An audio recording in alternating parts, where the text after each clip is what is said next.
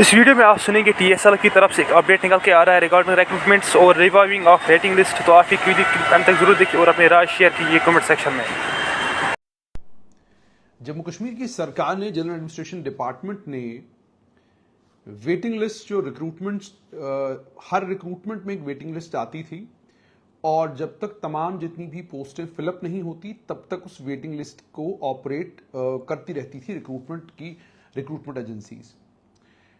लेकिन फिर सरकार ने यह फैसला किया कि ना ही Jammu Kashmir public service commission में और ना Jammu Kashmir service selection board में ना किसी और रिक्रूटमेंट में वेटिंग लिस्ट का अब कोई कॉन्सेप्ट नहीं होगा। यानी अब रिक्रूटमेंट होगी, बच्चों को नौकरी मिलेगी, जितनी पोस्टें फिलअप होंगी वो फिलअप होंगी और जो पोस्टें फिलअप नहीं होती हैं उन पोस्टों को Jammu Kashmir service selection board, Jammu Kashmir public service commission, इन दोनों इंस्टीट्यूशनों को ये पोस्टें वापस भेज दी जाए। ये दोनों इंस्टीट्यूशन खाली जो पद होंगे उन्हें रिक्त पदों को जो है उसको लेकर सरकार ने यह फैसला लिया कि अब कोई वेटिंग लिस्ट ऑपरेशनलाइज नहीं होगी।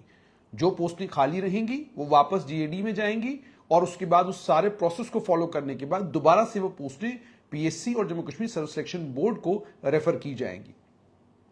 लेकिन अब पिछले दिनों से हंगामा है, वो हंगामा जेई सिविल को लेकर है, जेई सिविल जल शक्ति को लेकर है, वीएलडब्ल्यू की पोस्टों को लेकर है और अन्य कुछ और पोस्टों को लेकर है। हंगामा यह है कि स्टूडेंट्स ये कह रहे हैं कि जेई सिविल जल शक्ति हो, वीएलडब्ल्यू हो या अन्य बाकी रिक्रूटमेंट्स हो, इनमें से बेशतर ऐसी रिक्रूटमेंट्स हैं जिन रिक्रूटमेंटों में जो स्टूडेंट्स कामयाब हुए हैं या जो स्टूडेंट्स मेरिटोरियस हैं, जिनकी सिलेक्शन हुई है, उनमें से बड़ी तादाद ऐसे स्टूडेंट्स की है जो स्टूडेंट्स बाकी भी कुछ रिक्रूटमेंट्स में सिलेक्ट हुए हैं। उनका यह कहना है कि जो स्टूडेंट पीएसआई में सिलेक्ट हुआ है वो जेई सिविल जल शक्ति या कोई दूसरा ऑप्शन अगर उसको मिलता है वो ऑप्शन नहीं लेगा, वो पीएसआई बनेगा, वो दोनों ऑप्शन छोड़ देगा। ऐसे ही उनका यह कहना है कि जेई सिविल जल शक्ति को लेकर भी वो कुछ नंबर्स और कुछ स्टूडेंट्स के नाम वो टेलीग्राम चैनलों के ऊपर और बाकी जगहों पर आपको मिल जाएंगे। और सिर्फ इतना ही नहीं बल्कि फेसबुक के ऊपर भी अलग अलग पोस्ट हैं जिन पोस्टों के ऊपर बाज़ाब्ता तफसीली तौर पर स्टूडेंट्स कह रहे हैं जी इतने स्टूडेंट हैं जिनको जो सिलेक्ट हुए हैं 3-3, 4-4 जगहों पर जो मेरिट लिस्ट में हैं, ये स्टूडेंट वहां पर, ये एस्पिरेंट जो है वहां पर ज्वाइन नहीं करेंगे, वो पोस्ट खाली रह जाएगी। इसलिए हमारी सरकार से गुजारिश है कि आप वेटिंग लिस्ट को दोबारा से रिवाइव करें। वेटिंग लिस्ट रिवाइव होगी, उसका फायदा ये होगा कि जो पोस्टें खाली रह जाएंगी उन पोस्टों पर वो जो वेटिंग लिस्ट में लोग होंगे वो आ जाएंगे। अब ये बेसिकली उन तमाम स्टूडेंट्स का कहना है। उसमें कई सारे स्टूडेंट्स ने बड़े इमोशनल पोस्ट तक लिख दिए हैं। उन्होंने ये पोस्ट लिखे हैं कि जनाब मैं बड़े गरीब घर से हूं, मेरे घर में कोई कमाने वाला नहीं है, मैं एक ही बच्चा हूं अपने घर वालों का और अब मैं हार चुका हूं। मैंने मेहनत बहुत की लेकिन मेरी मेहनत का चूंकि कोई नतीजा नहीं निकला है, इसलिए अब मैं इस तमाम सिस्टम से जो है बहुत तंग आ गया हूं, बहुत परेशान आ गया हूं। कई और लोगों ने लिखा है कि जी सरकारी मुलाजिमत मुझे नहीं मिली, मैं डिप्रेशन का शिकार हो गया हूं। अगर वेटिंग लिस्ट होती तो शायद मैं डिप्रेशन में नहीं जाता, वेटिंग लिस्ट अगर होती तो मेरा नंबर आ जाता। और कई और स्टूडेंट्स जो मुझे लगातार फोन कर रहे हैं वो भी यही बात कह रहे हैं कि जनाब वेटिंग लिस्ट जो है उसको ऑपरेशनलाइज किया जाना चाहिए। अभी गुजर बकरवाल कोई एसोसिएशन से ताल्लुक रखने वाला कोई नौजवान मुझे फोन कर रहा था, वो भी ये कह रहा था कि जनाब आप तो स्ट्रेट लाइन के ऊपर वेटिंग लिस्ट को कोई कवरेज ही नहीं दे रहे हैं। मुझे हैरत होती है कि वेटिंग लिस्ट के ऊपर बात करनी हो, आपकी रिक्रूटमेंट्स को लेकर बात करनी हो, हर मुद्दे पर जो स्टूडेंट्स से जुड़ा हुआ है उस पर हम लोग बात जरूर करते हैं। वेटिंग लिस्ट को लेकर भी अभी तक मुझे लगता है 2 या 3 वीडियोस हम लोग कर चुके हैं। अब मामला बेसिकली ये है कि आप तमाम लोग चाहते हैं सरकारी मुलाजमत, आप तमाम लोग चाहते हैं कि वेटिंग लिस्ट को सरकार दोबारा रिवाइव करे ताकि हमको भी सरकारी मुलाजमत मिले। और वेटिंग लिस्ट को ऑपरेशनलाइज करने के लिए आप लोगों ने बहुत सारी चीजें कही भी हैं और मेरी कलीग पल्लवी सरीन ने भी उस पर एक वीडियो जो है वो किया था। उन्होंने भी उस वीडियो में बड़ी तफसील के साथ आप लोगों की वकालत की।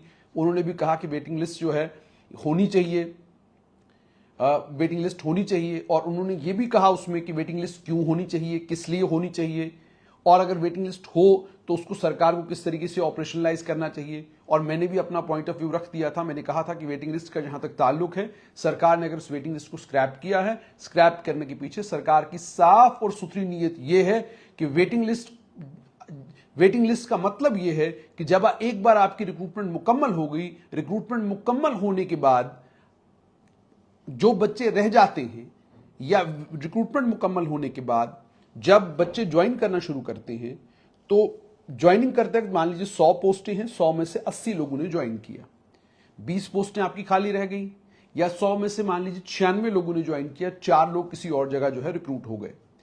मान लीजिए 200 पोस्टें हैं तो 150 लोगों ने ज्वाइन किया, 50 पोस्टें खाली रह गई। तो पहले ये होता था कि 150 पोस्टें आपकी फिलअप हो गई, 50 आपकी रह गई, तो आप उसके बाद Jammu Kashmir service selection board को क्राइटेरिया को ध्यान में रखते हुए वेटिंग नीचे जो स्टूडेंट्स होते थे उनको मेरिट से ऊपर ले आते थे, और वो जो नीचे वाले स्टूडेंट्स होते थे उन्हें कहा जाता था कि ये वेटिंग लिस्ट में है, और अगर कोई भी बच्चा ज्वाइन नहीं करता या किसी बच्चे के ज्वाइन ना करने की वजह से अगर कोई पोस्ट खाली रहती है तो उसके अगेंस्ट हम इसको एडजस्ट करेंगे। अब सरकार ने ये देखा कि जब हम इन वेटिंग लिस्टों को ऑपरेशनलाइज करना शुरू करते हैं, जब वेटिंग लिस्टों को ऑपरेट करना शुरू करते हैं, तो उसका नतीजा ये निकलता है कि आपकी एक रिक्रूटमेंट जो है वो जाते जाते लगभग साल 1.5 साल के अंदर अंदर मुकम्मल होती है। साल 1.5 साल के अंदर अंदर आपकी एक रिक्रूटमेंट मुकम्मल इसलिए हुई क्योंकि आपने मान लीजिए 80 लोगों ने ज्वाइन किया, 100 लोगों ने ज्वाइन किया। कई बार तो ये होता है कि 150 लोगों ने ज्वाइन किया और ज्वाइन करने के बाद उनकी सीआईडी वेरिफिकेशन हो गई, उनने मुलाजमत करनी शुरू कर दी, लेकिन 4 महीने बाद 3 महीने बाद उनको कोई और नौकरी मिल गई, वो ये नौकरी छोड़कर चले गए, अब वहां पर एक पोस्ट खाली हो गई। तो मामला बेसिकली यही है। तो इन्हीं तमाम चीजों को ध्यान में रखते हुए और इस बात का भी ख्याल करते हुए कि वेटिंग लिस्ट वाला सिलसिला जो है ये ट्रांसपेरेंट नहीं है जितना ट्रांसपेरेंट होना चाहिए था, सरकार ने कहा वेटिंग लिस्टों को स्क्रैप कर दीजिए। और आपको ये भी याद होगा कि उस दिन भी मैंने वीडियो करके सरकार की तारीफ की थी, प्रशंसा की थी, और ये कहा था कि वेटिंग लिस्ट को स्क्रैप करके सरकार ने एक अच्छा काम किया है कि जितने भी एस्पिरेंट्स हैं, अगर जितने भी सीरियस एस्पिरेंट्स हैं, उन सीरियस एस्पिरेंट्स को ये मौका मिलेगा कि 150 पोस्टें हैं, अगर 50 खाली रह गई तो उन 50 पोस्टों को दोबारा से Jammu Kashmir service selection board को रेफर किया जाएगा, उनका जेकेएसएस भी इम्तिहान कराएगी और इम्तिहान करा के 50 और लोगों को नौकरी मिल जाएगी। ये मैंने उस समय कहा था। लेकिन उसके बाद स्टूडेंट्स के साथ मेरी बात हुई और बहुत सारे स्टूडेंट्स तो बहुत सारा कुछ समझा भी देते हैं। वो कहते हैं जी आपको तो फैक्ट्स के बारे में पता ही कुछ नहीं है, आप तो जानते ही नहीं है वेटिंग लिस्ट क्या होता है। तो कई बार मुझे लगता है कि मैं मार्स या प्लूटो से आया हूं, तो मुझे जमीन के बारे में कुछ नहीं पता कि जमीन पर क्या चल रहा है। जहां तक वेटिंग लिस्ट का ताल्लुक है, जहां तक सरकार का पक्ष है, उनकी सरकार की तरफ से तो बिल्कुल क्लियर है कि वेटिंग लिस्ट को फिलहाल हम रिवाइव नहीं करेंगे। रिवाइव करने का कोई मतलब ही नहीं बनता। जो पोस्टें खाली रहेंगी उनको दोबारा से एडवर्टाइज किया जाएगा और दोबारा एडवर्टाइज करके उनके अगेंस्ट रिक्रूटमेंट की जाएगी। अब ये सब जैसे मैंने आपको कहा कि तो स्टूडेंट्स का कहना है, और ये मैंने आपको सरकार का भी बता दिया कि अभी तक जो मेरी जानकारी है उसके मुताबिक सरकार वेटिंग लिस्ट को रिवाइव करने के मूड में नहीं है, उसके पक्ष में नहीं है। लेकिन बहुत सारे राजनीतिक लोग भी सरकार के दरवाजे पर दस्तक दे रहे हैं और सरकार को ये कह रहे हैं कि आप वेटिंग लिस्ट को दोबारा रिवाइव कीजिए, क्योंकि स्टूडेंट्स की डिमांड बड़ी जेन्युइन है। और स्टूडेंट्स का ये कहना है कि जी आप वेटिंग लिस्ट को इसलिए रिवाइव करिए क्योंकि अगर आपकी पोस्टें कुछ खाली रहती हैं तो उनको उन पोस्टों के अगेंस्ट रिक्रूटमेंट करने में आपको बहुत वक्त लगता है। तो जब तक आप उन पोस्टों के अगेंस्ट रिक्रूटमेंट करेंगे तब तक हमारा बहुत सारा वक्त जो है वो जाया हो जाएगा। ये भी एक हकीकत है। अभी पीएसआई को लेकर कुछ स्टूडेंट्स मुझे फोन कर रहे थे। उन स्टूडेंट्स ने मुझे ये कहा जनाब एज रिलैक्सेशन के लिए आप भी सरकार के सामने गुहार लगाइए कि जनाब मैं सिर्फ 6 दिन से रह रहा हूं, मैं 6 दिन के कारण जो है मैं एग्जाम में बैठ नहीं सकता, एग्जाम में पार्टिसिपेट नहीं कर सकता। तो ये 2 साल की वो एज रिलैक्सेशन बच्चे मांग रहे हैं, 3 साल की एज रिलैक्सेशन बच्चे मांग रहे हैं। सरकार ने बड़ी कोशिश की कि प्राइवेट इन्वेस्टमेंट जम्मू कश्मीर में आए, प्राइवेट सेक्टर जम्मू कश्मीर में मजबूत हो, लेकिन नहीं हो पाया। नतीजा ये निकला कि मैक्सिमम स्टूडेंट्स ये कोशिश कर रहे हैं कि हमको सरकारी मुलाजमत मिले।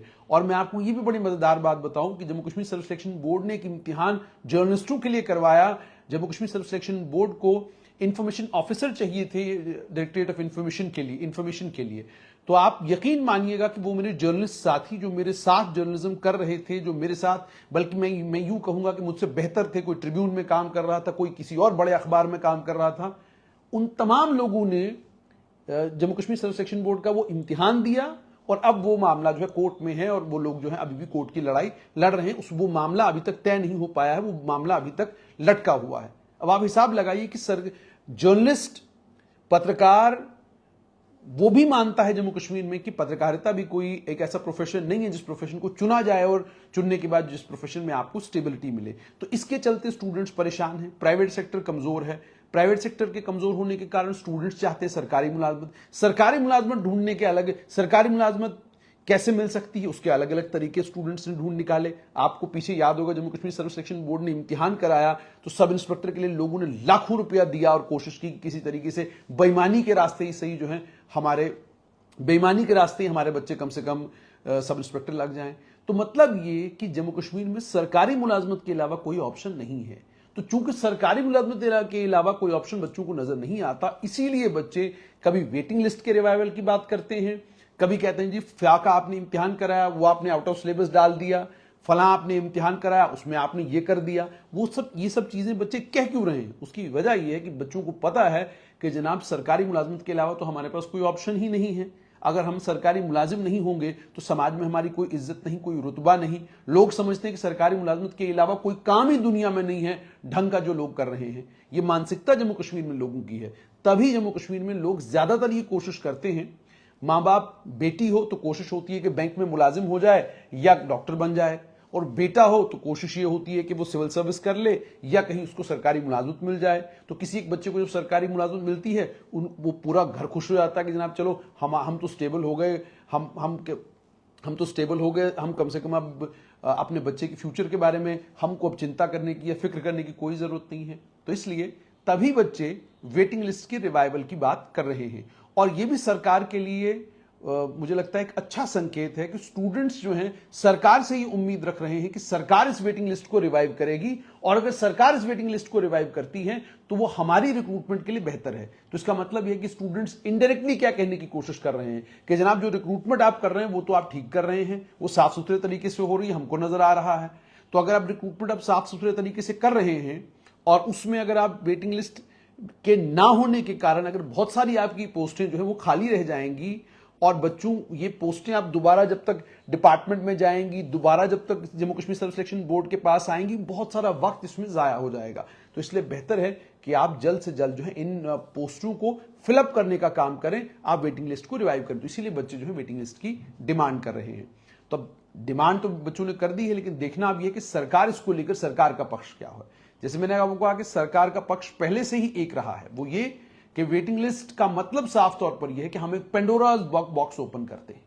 हमको नहीं पता, एक लिस्ट निकली, एक सूची निकली, सारी दुनिया ने अखबार में देखी, सबने पढ़ ली, लेकिन उसके बाद जब वेटिंग लिस्ट का सिलसिला शुरू हो जाता है तो बहुत कम लोगों का ध्यान जो है उस रिक्रूटमेंट की तरफ जाता है। कई सारे लोगों ने मुझे कहा जी आपको पता ही नहीं है। मैं जी क्या पता नहीं है? वो जनाब वो अखबार में निकलता है, फिर लोग पढ़ते हैं, लोगों को सब पता चलता है, किसी को कुछ पता नहीं चलता। ये जो आप आसमानी कहानियां सुनाते हैं किसी को कुछ नहीं पता चलता। लोग सिर्फ रिक्रूटमेंट पर नजर तब तक रखते हैं जब तक वो पहली लिस्ट बाहर आती है। जब पहली लिस्ट बाहर आ गई और लोग लग गए, उसके बाद वेटिंग लिस्ट के साथ क्या हुआ, वो ध्यान सिर्फ एस्पिरेंट्स का होता है, उनके मां बाप का होता है और Jammu Kashmir service selection board या Jammu Kashmir public service commission का होता है। आम आदमी को उससे कोई लेना देना नहीं कि वहां हुआ क्या। और उसके बाद जब वेटिंग लिस्ट को ऑपरेट करना Jammu Kashmir service selection board शुरू करता है तो मामले कोर्टों में चले जाते हैं। आप जरा मालूम कीजिए जम्मू कश्मीर लद्दाख हाई कोर्ट में कितने मामले आज भी Jammu Kashmir service selection board से जुड़े हुए इस वक्त भी जम्मू कश्मीर लद्दाख हाई कोर्ट में पड़े हुए हैं। तो इसका मतलब साफ तौर पर यह कि सरकार कोशिश कर रही है कि लिटिगेशन से किसी तरीके से बाहर निकला जाए और एक ऐसा प्रोसेस लाया जाए जिस प्रोसेस में बच्चों को इम्तिहान में बैठने का, इम्तिहान क्वालिफाई करके नौकरी लेने का मौका जल्द से जल्द मिले। तो अब ये तो दोनों पक्ष हैं, मैंने सरकार की बात भी आपको बता दी, और स्टूडेंट्स का जहां तक है, जैसे मैंने आपको कहा कि उनकी मांग है, डिमांड है कि वेटिंग लिस्ट को सरकार को दोबारा से रिवाइव करना चाहिए ताकि जो पोस्टें खाली रह रही हैं उन पोस्टों के अगेंस्ट वो बाकी मेरिटोरियस स्टूडेंट्स लग जाएं। जो मेरिटोरियस स्टूडेंट्स रिक्रूटमेंट के बाद एक नंबर से आधे नंबर से रिक्रूटमेंट की जो पहली मेरिट लिस्ट आई उससे बाहर रह गए हैं। तो अब ये सोचना तय करना सरकार का काम है, लेकिन दोनों पक्ष मैंने आपके सामने रख दिए हैं। अब देखते हैं कि सरकार इस मामले में फैसला क्या करती है।